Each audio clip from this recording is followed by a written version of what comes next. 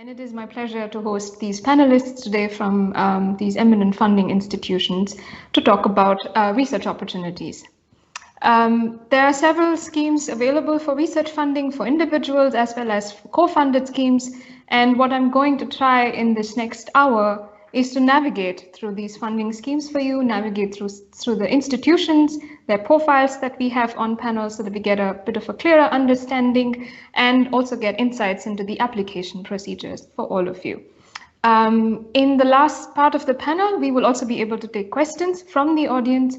So if you are watching us live today, please go to the Q&A section that you see in the auditorium and please type in your questions.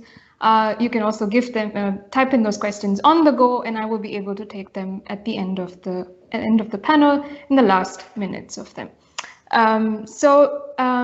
Let me start by introducing the panel to you.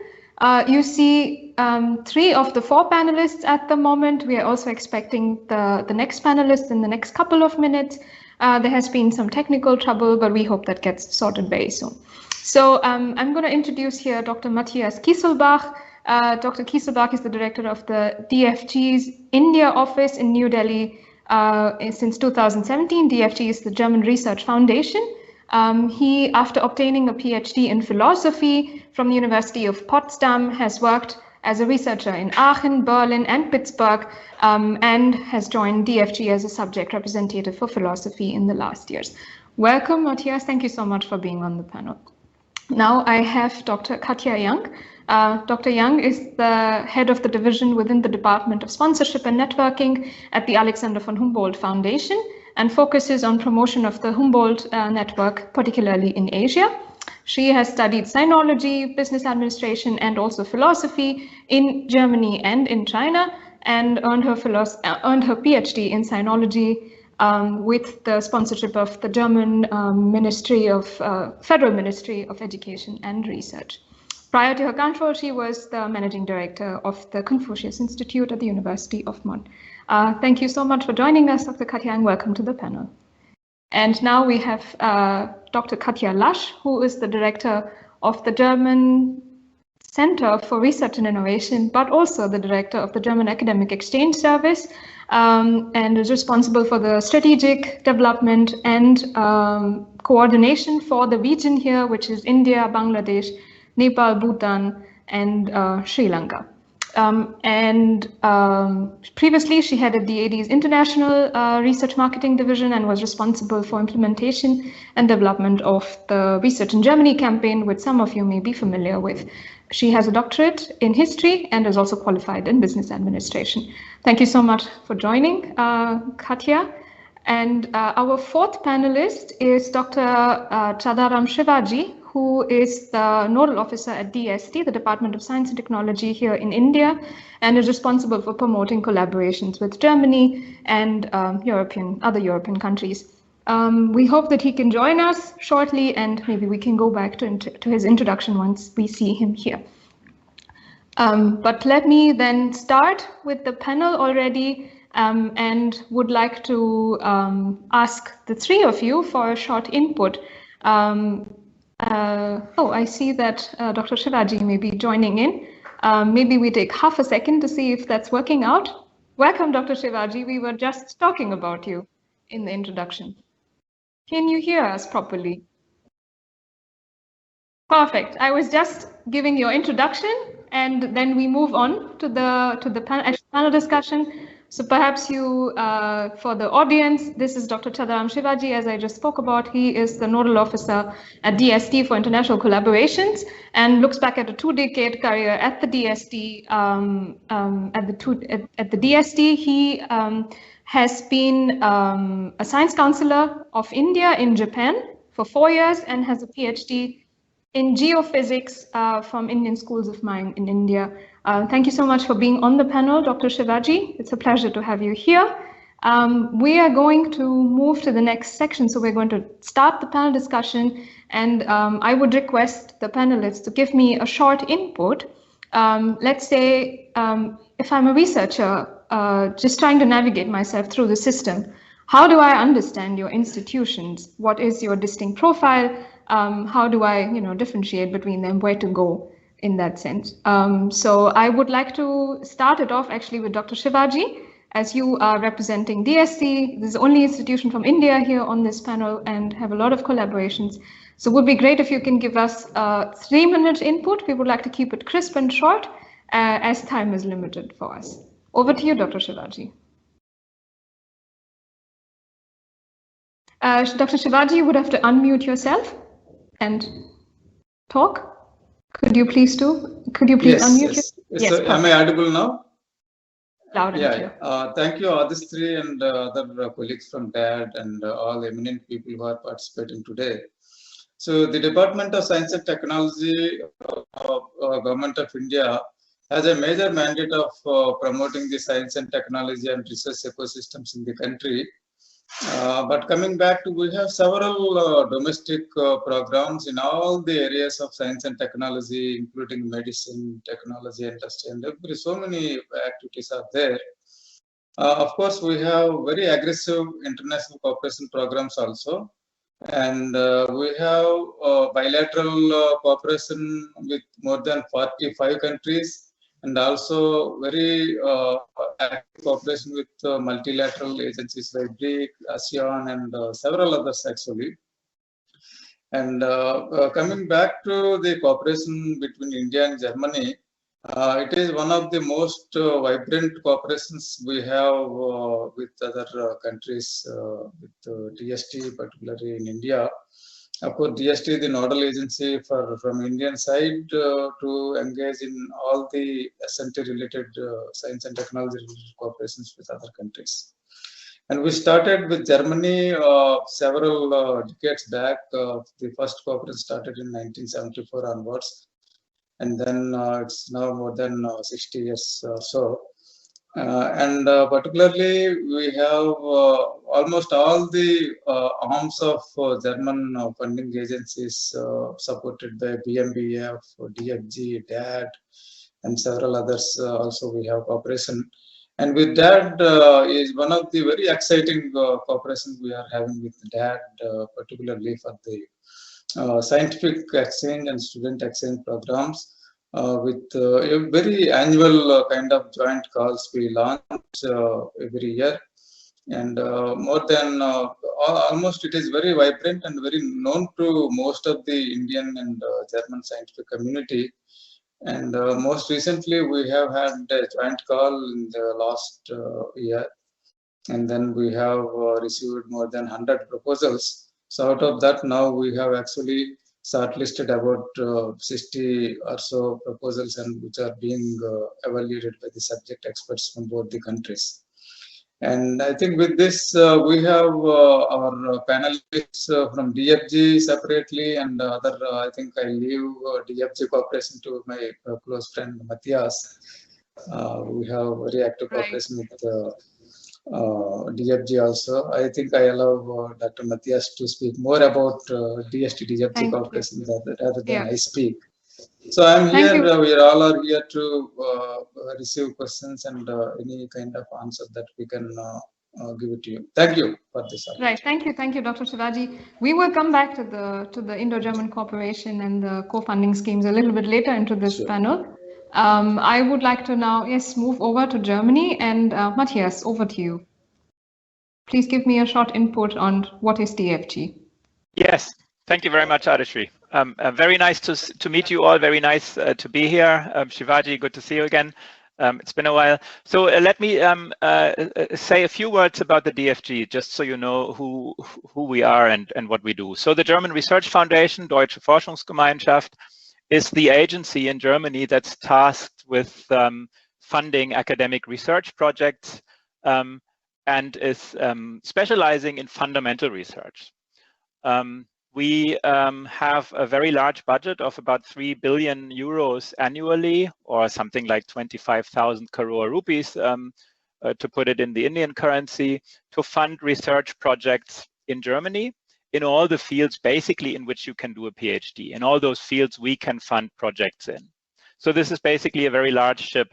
Almost all of our research projects run in Germany, and are run by German PIs. So you will ask yourself, why then do we have an office here? Why am I here? What's the business of DFG abroad in other countries like India? And the first answer is that we are not just a funding agency, but we represent the research community.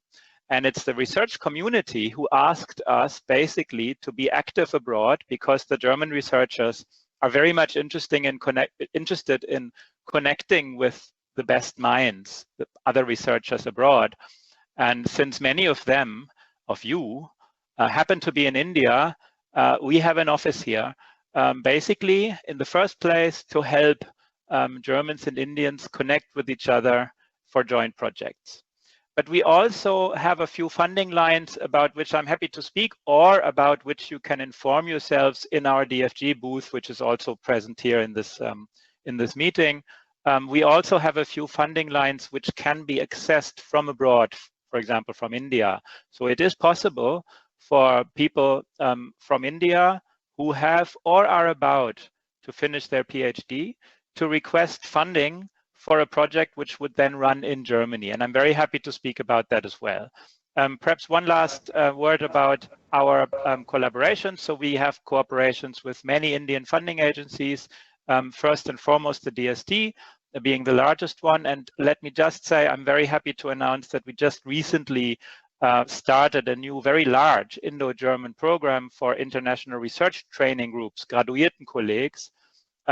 Again, this is also a topic I'm happy to speak about in the Q&A if you're interested. Thank you. Thank you so much, Matthias, for the introduction. I'm going to pick up on a few points that you mentioned a little bit later into the panel to dive into the details. Thanks.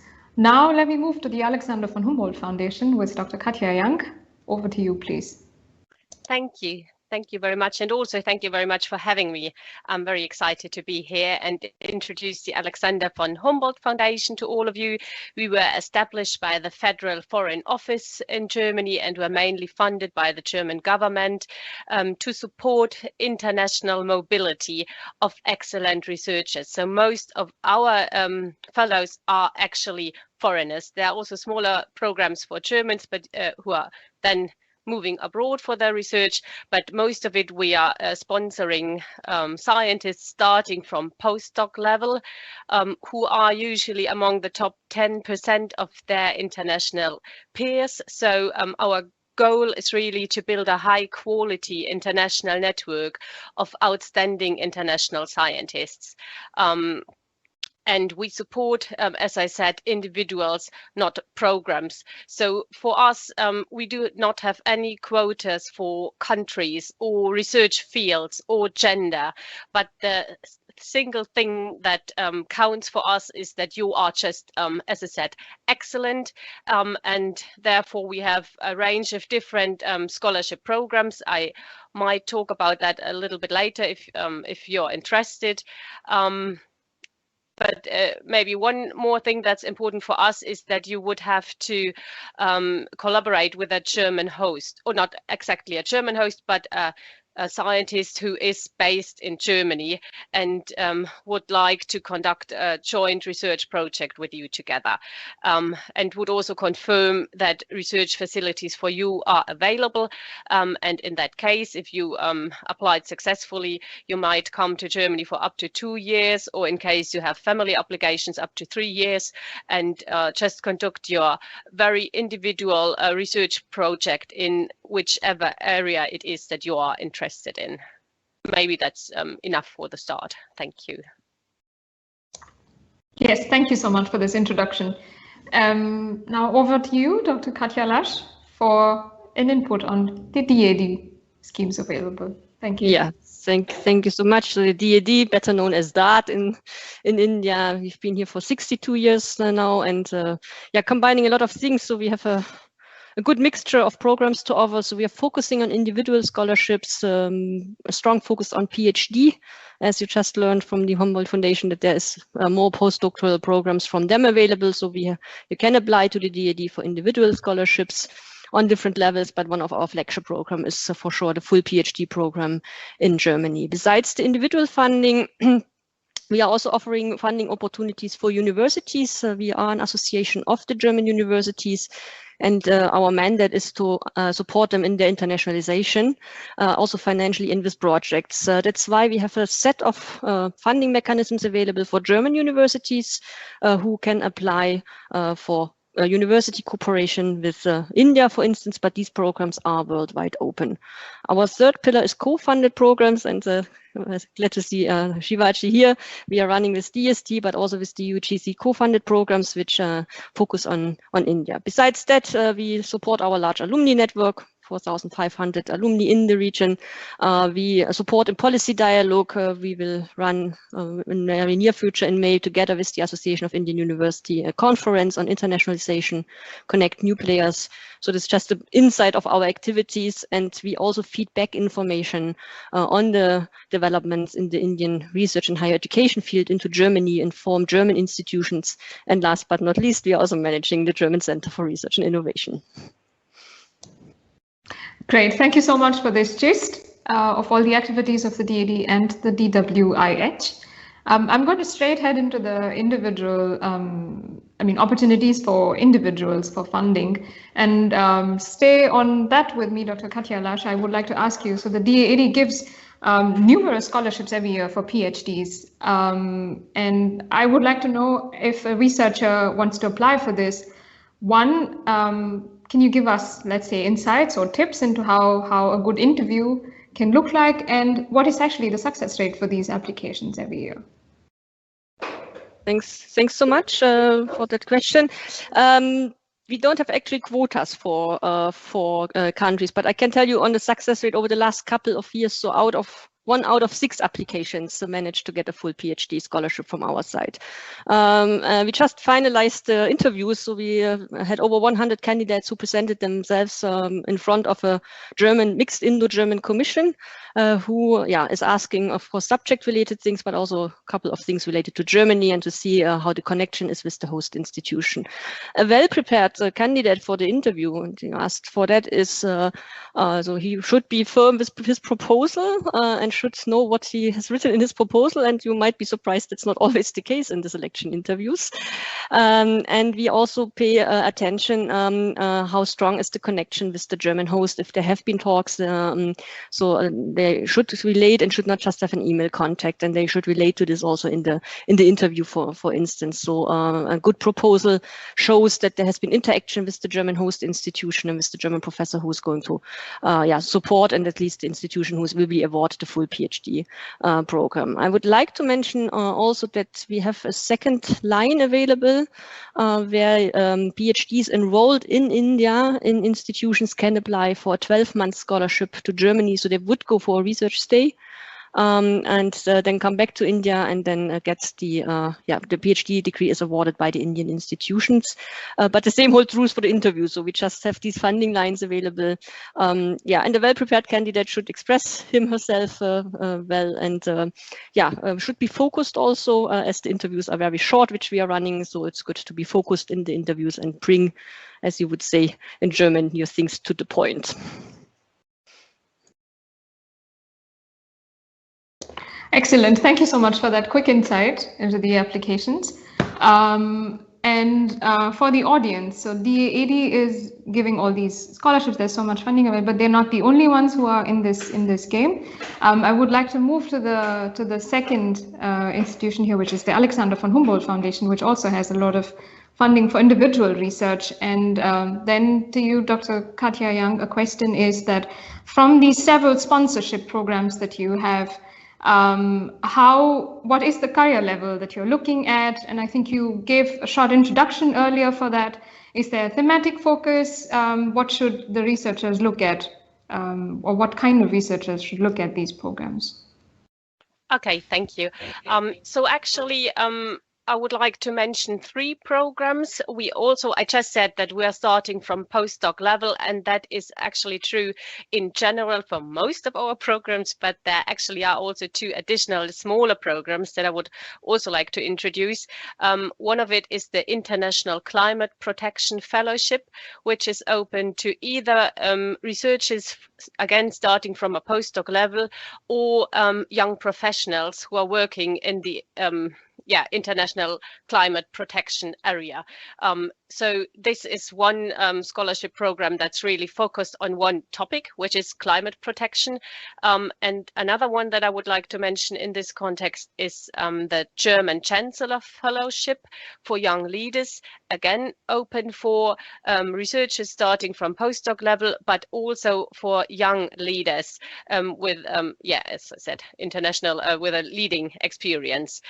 So these are the two actually quite small programs where we would also where we are also open for people without a PhD, but the big program, so to speak, is the Humboldt Research Fellowship program, which starts from the postdoc level for young researchers.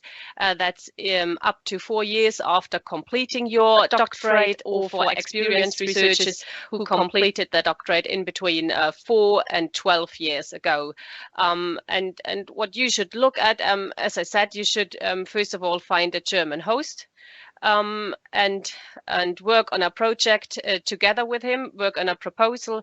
And different from the DAAD, we do not have any individual interviews, but after you submitted your complete application form, we would then obtain 2 third-party experts' opinions. So we would send your application out to other researchers in the field, not anonymous, sorry. We would just send it to them and obtain their opinions, and then a committee of I think about 20 experts would discuss all the applications which were evaluated positively by these experts, and of course this panel is also would also constituted by experts, and that's basically our procedure.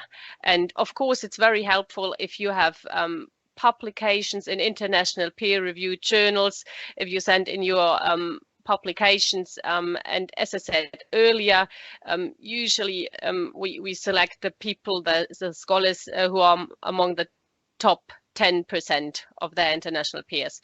So yeah, that's basically the criteria. So highly competitive, as I can hear it from you. So thanks for noting these, thanks for mentioning these programs, and for the audience, all the programs that they're mentioned here, all the schemes, you will find detailed information on those at the virtual fair, which we also have it on the platform. We have these 3 institutions, the DAAD, the DFG, and the Alexander von Humboldt Stiftung. They are present with their representatives on the virtual fair in the booth. So after this panel, you can go and find out more information and get all the details that you want from them. I have a last question in this section to Dr. Keiselbach, actually. So if I see the overview of all the schemes that are available, I also see that there are individual grant programs available from the DFG. So I was looking at it, and I'm not sure, some of these are also working with partner institutions. Are there any of these for which the researchers can apply directly to the DFG? Are also there such programs, or are they always working, through institutions or with institutions? Right. No, this is a good question. So in our normal line of business, applicants come to the DFG directly and propose a project, and we have similar procedures for going through the proposals and for evaluating them as the Alexander von Humboldt Foundation or the DAAD, and then we have standing review bodies which make decisions. So that's the normal line of business, and some of the funding lines which are open and which may be of interest here to this particular audience is our universal funding line, which is just called research grants or Sachbeihilfe. There is another one for people who have very recently obtained their PhD, which is called a Walter Benjamin program. And there is one for rising academic stars. So perhaps people among the best, let me just say 2-3% who have already international publications, who get invited to international conferences and so on.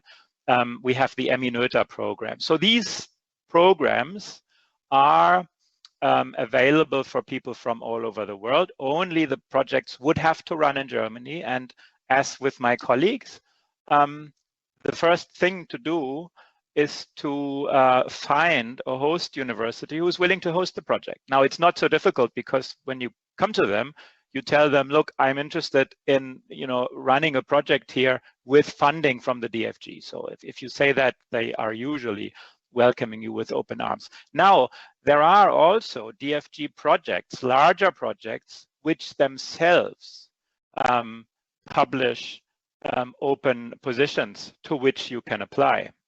And I think this is what you probably refer to. So for example, we have many research training groups, many collaborative research centers or research units which are running all over the country, and in some cases together with other countries, so international variants of these programs. They hire too.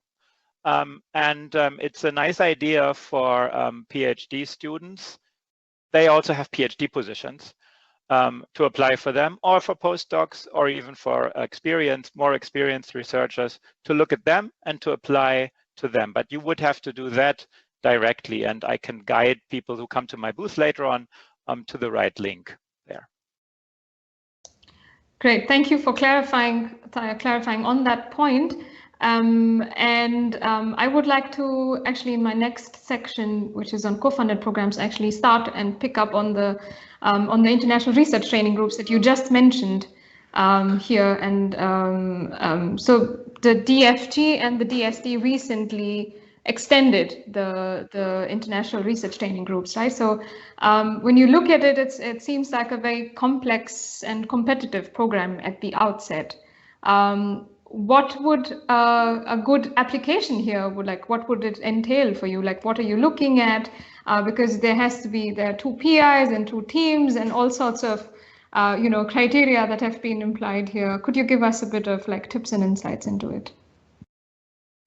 Should I do it, or do you also address Dr. Sivaji with this? I'm happy to start.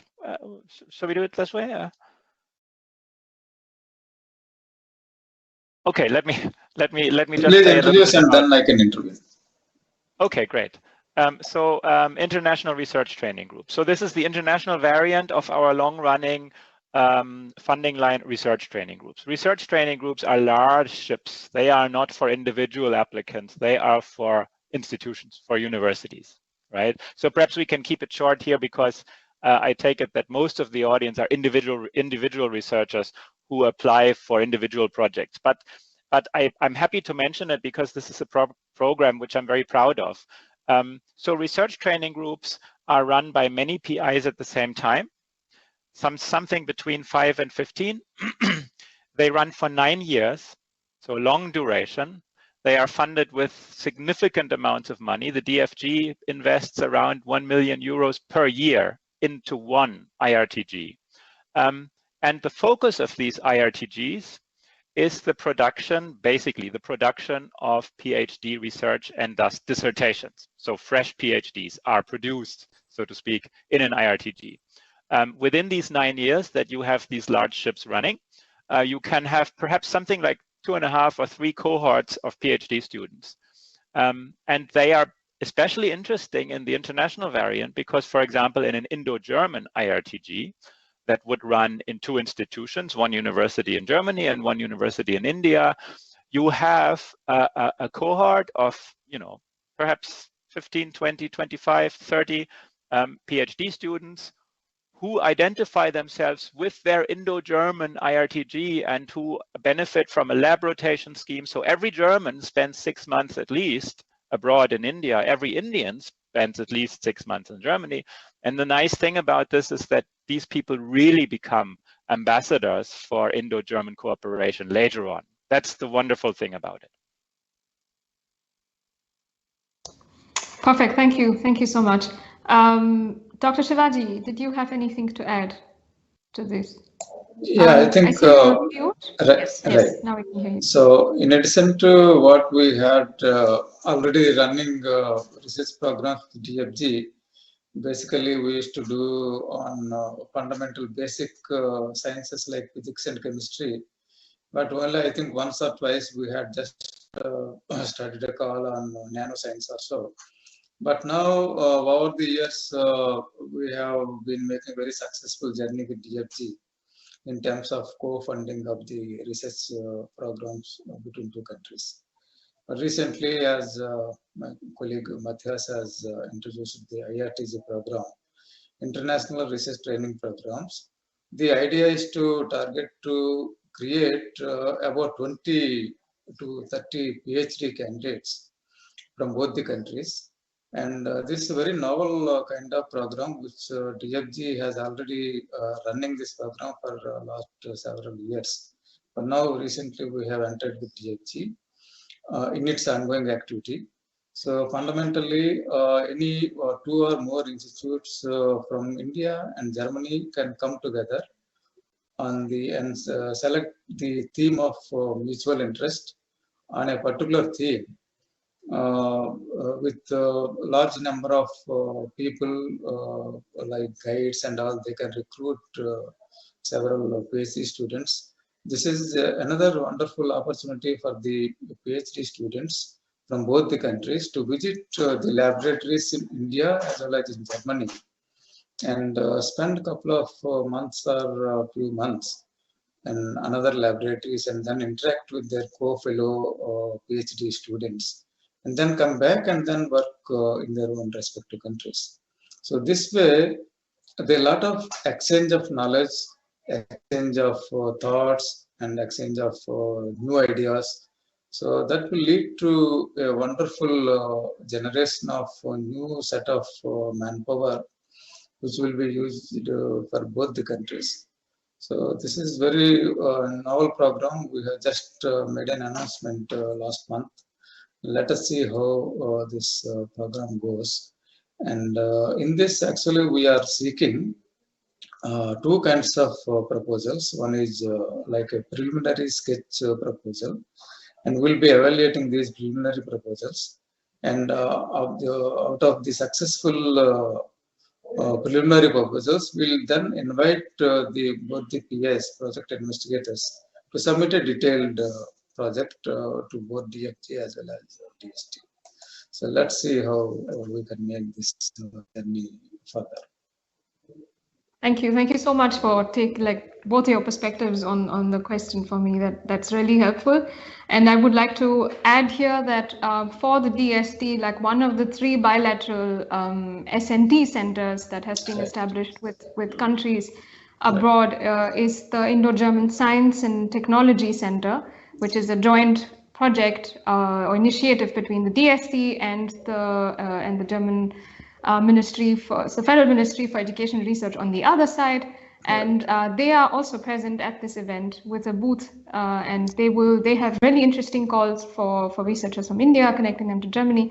So please do visit them and find out more about the programs that are available there. I'm going to go to my last question in this section now, and that's directed to Dr. Katja Lasch. So DAAD has numerous schemes already ongoing, for individual research, or so many programs available. And you've also been here in India for the last 60 years, a little more than 60 years. Where do you see the benefit of topping it up with these co-funded projects? So why do you see the need for it? Let me put it that way. Yes, thank you. Thank you, Aadishree, for the question. But first of all, congratulations to the new research groups. I think it was a long process. I was following that up, and we are really looking forward. I think it's a good end. It closes a gap in the whole funding lines of Indo-German cooperation. Yeah, you mentioned the DAAD has more than 200 programs available worldwide, and one can get lost in our databases finding the right program. And it's a valid question why then to top it up, and then also to ask the Indian government for extra funding and to run co-funded schemes. We have co-funded schemes in place with the DST, but also with the Ministry of Education of India, run through the UGC. What is the benefit? First of all, I think it showcases that there's really cooperation on an eye level. So the investment of the Indian government and the engagement that helps us to define the topics together. We select the candidates together, and I think that's a solid fundament which we're building up, working together on an eye level. It's not the German side is just coming with the funding in, so I think that's really adding value to our work. From our perspective as DAAD, the other programs or most of the programs are open worldwide, and then of course the German universities competing. German universities who would like to cooperate with India are competing in these worldwide competitions for the funding available. And the cooperation with the DST and the UGC offers us the opportunity, and also the CSIR, I have to mention, offers us the opportunity to offer funding lines directly towards India. And to give you an example, we have currently under higher education cooperation funding 69 projects.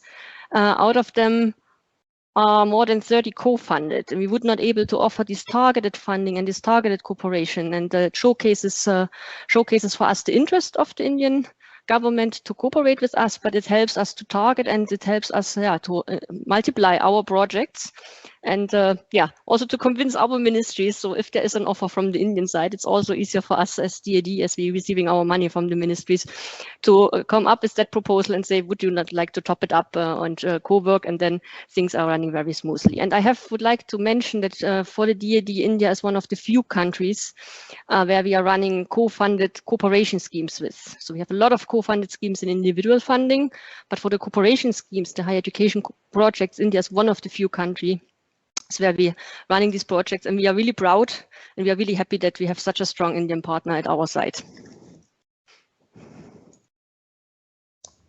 Thank you so much, Katja, for these inputs. I'm going to now move in the last section to the audience Q&A, and there have been so many questions coming in, so I would have to, for the audience, I see the questions. I'm going to take a few of them, as it's not possible due to time constraint to pick up all of those. But just a note for those who have been asking about industrial research fellowships, IGSTC, they are not here on this panel, but they are present at the virtual booth. So your questions can get answered there, so please go there. I'm going to pick a few questions here, some general, some a bit more specific. Maybe a question to Katja Lasch. Someone is asking, are there funding available for academia, industry, and startup collaboration? So as I know that not the DAAD, but the DWIH looks a little bit into research-based startups. Would you have an answer for this? Yes, of course, you know that we are looking into startups as you're managing the DWIH.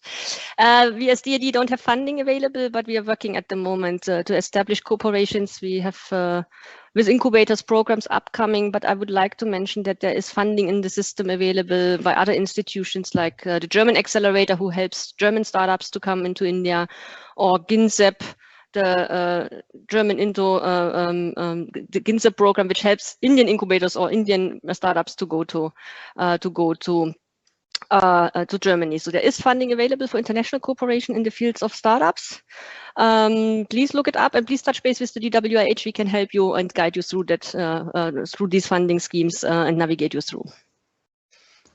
Thank you. Thank you for that answer. I'm going to go next to saying there's a question which says, can we get some information about funding opportunities in the Indo-German fundamental research projects, especially in life sciences? And this person has been following it for last year, but they don't find the latest information. Would this be for both of you? So DST, DFG, the question.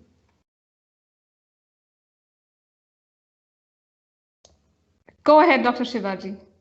Yeah, I think will be, so basically the fundamental research we have been working with DAAD and DST, every annual calls we have been launching. It's not only fundamental, but it's a kind of multidisciplinary. Any subject person or any subject experts will be able to apply in that project. So basically to upgrade yourself. If you are working on something and if you want to connect to the German counterpart, it's a good program where there is a joint collaborative project on any subject you are interested, whether it is fundamental research or basic research or whatever.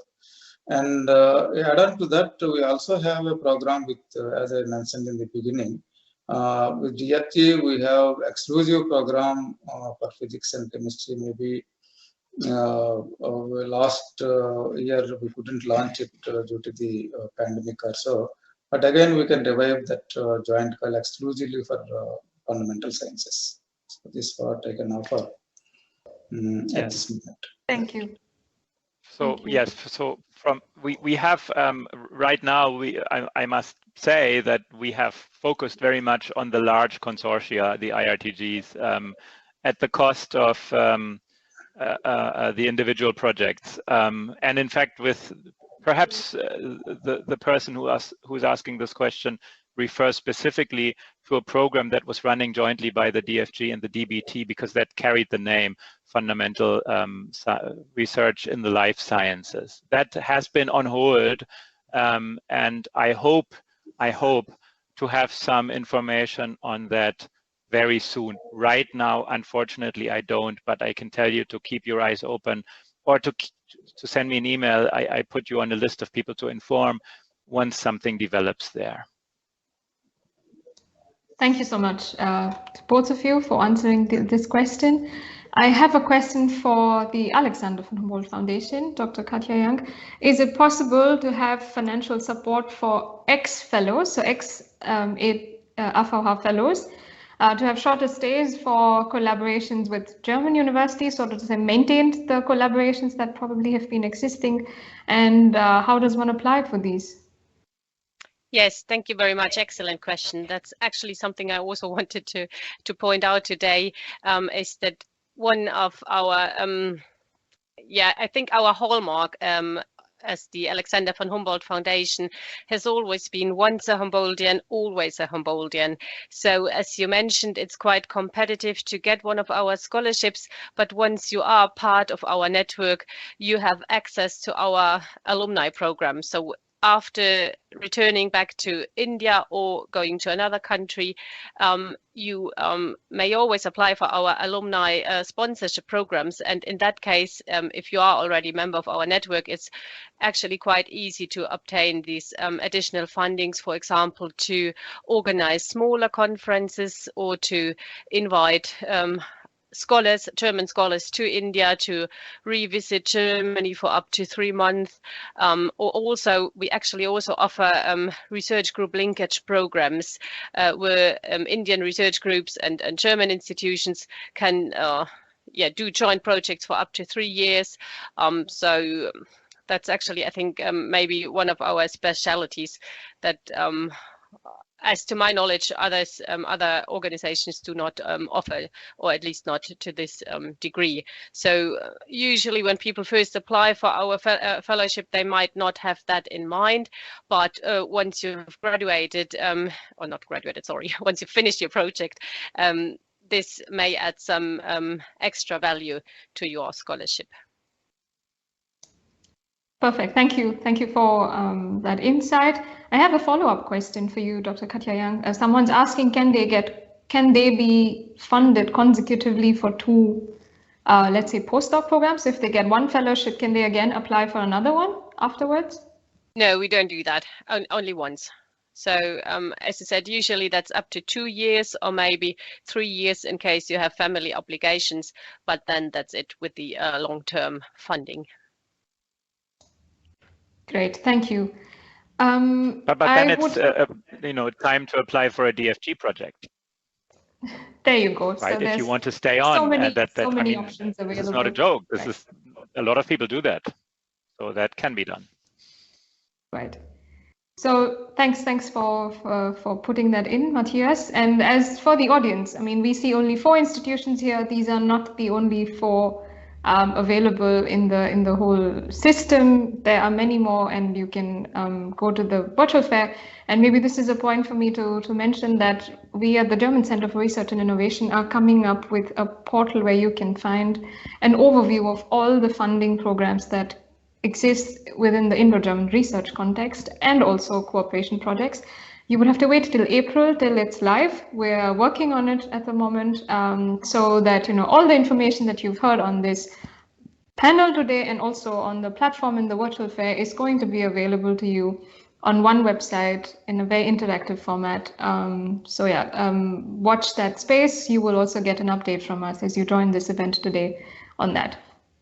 Next question is an interesting question, and maybe I take it to the DAAD for that. Are there special programs available for women researchers? And how important is publication in case of selection for such kind of programs?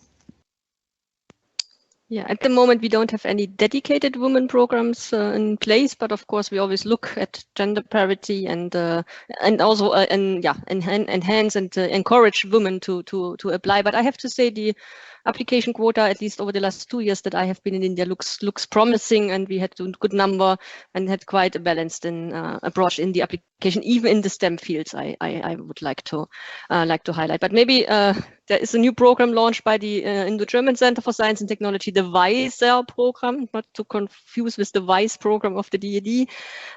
Very dedicated approach for women to connect, and I think, as mentioned, filling a gap again. So maybe step by at the booth at this institution to look for the special dedicated program. But as I said, our programs are open, and we're looking on a gender perspective in general, not just on women.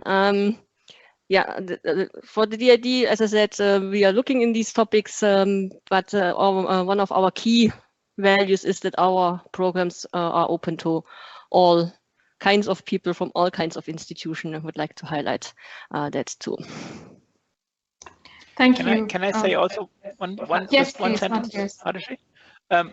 Because this is actually an interesting and very important point. So I think all of these organizations that you see here on the panel today are thinking very hard about being as inclusive as possible, and of changing their procedures to be as welcoming as possible, not just to women, but also to other people underrepresented in the sciences. And one of the things that I think we all do, at least I can, for DFG, this is for sure the case. If your publication list is a little bit shorter than it would be if, for example, you didn't have children or elder parents to care for, or hardships of that sort that are just normal life.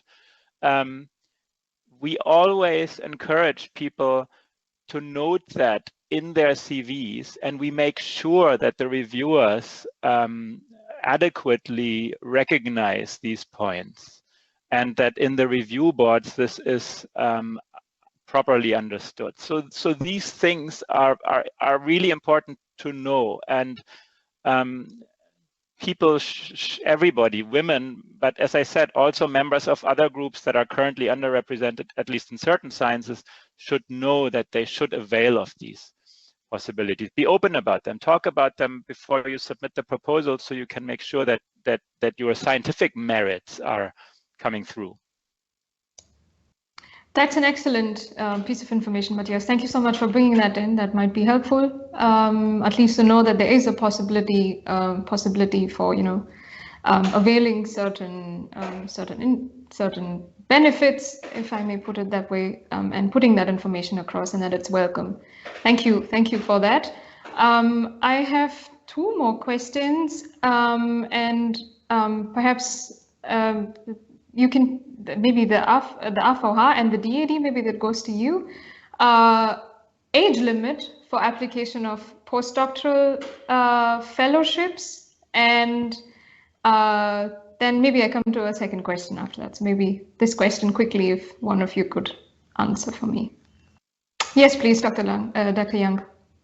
Yes, thank you. I would also like to add that, just as Matthias Kielselbach just pointed out, Alexander von Humboldt Foundation also takes maternity leaves into account, and the same thing goes for the age. We do not have an actual biological age limit, but as I said, up to 4 years upon graduation of your doctorate, and 12 years respectively if you're a senior researcher. So we do not look how old you are biologically, but how long you've been in the academia, so to speak. Great, thank you for that question. Also, thanks for making the point about the maternity break, particularly because that was coming in the questions as well, and some of the attendants wanted to know. Is there a different answer for you, Dr. Katja Lasch, on this topic? Yes, no age limits for the DAAD. We We don't look at this anymore, but of course we look if you have an academic career, and if you have a break, you have to, as Matthias just mentioned, you have to make it clear why you would have this break. We take maternity leaves, of course, into consideration, but if you would have a longer professional break, for instance, it should be clear why you would like to step back for a PhD, for instance. But like, from a formal point of view, we don't have age limits in place, and I forgot to answer the publication questions. I just realized we look into publications, but as we are focusing a bit more on the younger researchers, that plays not such a important role. We are aware that there, of course, in the field of chemistry, more publications required than, for instance, in social science and humanities. There are different subject cultures, as we call them. A publication always helps, but as I said, we are looking into PhD students, students who just finished their master degree, and then of course it's it comes along that you might not have a publication, and this is then not a problem for us. Very useful information. Thank you for that. There have been questions, more specific questions coming in the chat about the names of the programs. So I'm just going to mention the name of the portal that's going to be launched in April is called Connecting. There is no link available at the moment, but as an attendant of the research day, you will be updated on the information as soon as it's live. For the specific programs that were mentioned by the colleagues here on the panel, you can go to the booths and find out more information. There are representatives already there available to talk to you. You can have one-to-one chats. Also, you can request for calls on those booths. So please, you can go there after this panel and inform yourself about these opportunities and get all the details possible there. There have been questions specifically coming in for two subject areas. One is sustainability, earth sciences, climate, and the other is medicine. So for individual funding, would any of you want to highlight maybe one or two programs here that are available for these fields? I could take up the medicine question, as we are facing that very often. So in medicine, please take care, it has to be research in medicine. There are nearly no problems in place for doing your subject-specific training for medics. And please take care in the programs when you ever have a contact with a patient. So when you have to do maybe run tests, then you have to have a certain level of German language. So this is for medicine, maybe some hints we could give. It's a bit tricky, but please reach out to us and we could help.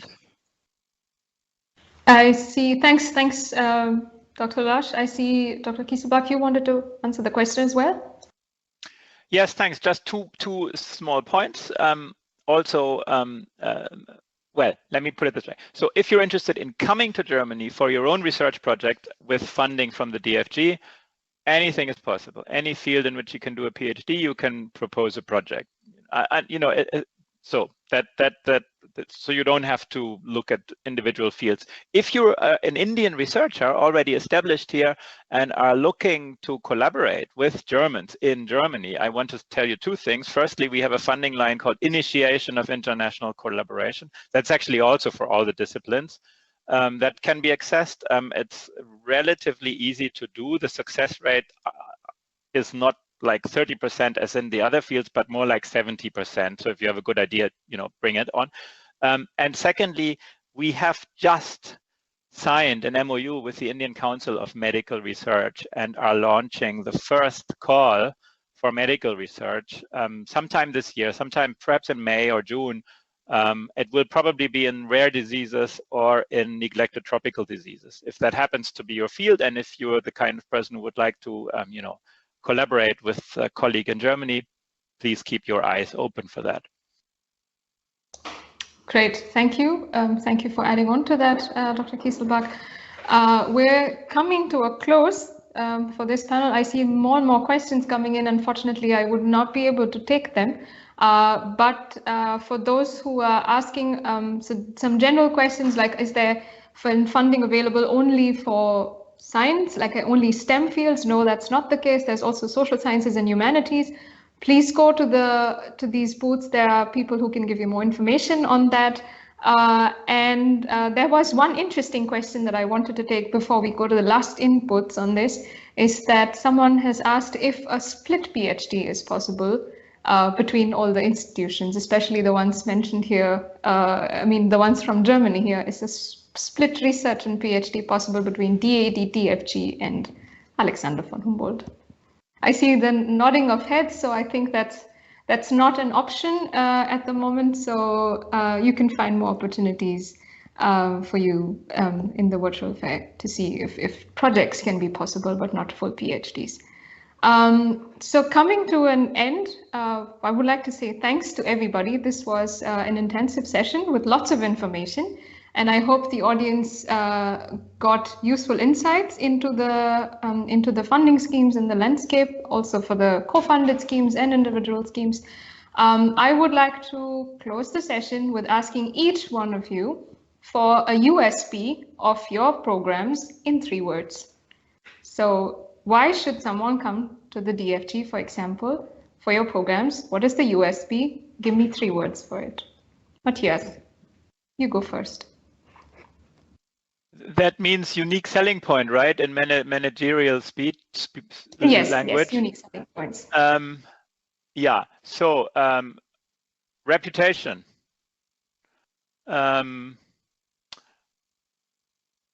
Research without administrative or teaching duties. Pretty nice. Thirdly, let me say, the possibility of international cooperation. Thank you. Let's move on to the Alexander von Humboldt Foundation. Yes, and I'll be naughty enough to just say exactly what Dr. Keiselbach said, and then add individual assistance, because for the Humboldt Foundation, there's one individual counselor for all of our fellows.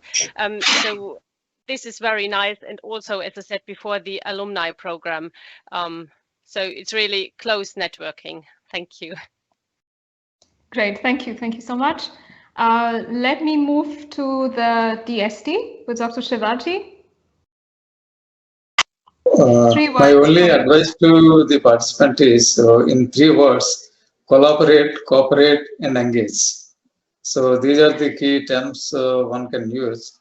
I will also take a half a minute. I just forgot to mention that we have also have very active cooperation with Alexander von Humboldt Fellow Program. Every year, I think we have started our journey last 10 years. This is basically targeting the middle group scientific personalities and academic people from 30 to 40 years of age. So we organize a kind of joint workshops on science and technology and frontier areas of engineering and science and technology. So last meeting was held in, we select about 35 to 40 Indian scientists, as well as equal number of German scientists also. They get together at one place, either in India or in Germany, and it's a full 5-day program in a week. And then after that, they come to a conclusion to collaborate further, and then apply the projects for DFD or DST, something like that. It's a wonderful platform. Maybe last year we had organized virtually due to the pandemic, but again this year we'll be actually thinking. Now our Alexander von Humboldt program will be hosting in Germany. Maybe we are targeting sometimes in September or October. So we also had another cooperation with Dr. Sivaji. I have to okay. Yeah. Just ask you to keep it limited till there. But thank you for highlighting that program that also talks about your cooperation with Alexander von Humboldt. That's really nice to know. I'm going to move on to the last input to DAAD, and then we come to a close to this panel to Dr. Katja Lasch. Yeah, I would add to my colleagues international cooperation for all, be it on an individual level with focus on early career, be it on a cooperation level with focus on universities and higher education cooperation, but also co-funded programs. We are there to support you, and yeah, are glad to be one part of the whole setup of funding opportunities available. Excellent. Thank you so much for all your inputs. It was a lot of learning, a lot of information also for me. I hope the audience got interesting insights as well. So thank you once again to the audience. Thank you so much for taking your time to being on this panel.